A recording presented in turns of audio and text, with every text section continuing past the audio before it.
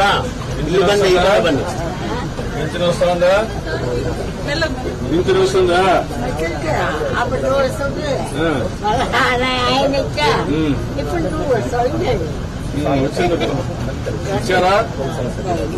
ఇచ్చారు. ఉదయం ఎంత ఇచ్చారు అంటే ఏంటి? 4,000 ఇచ్చారా?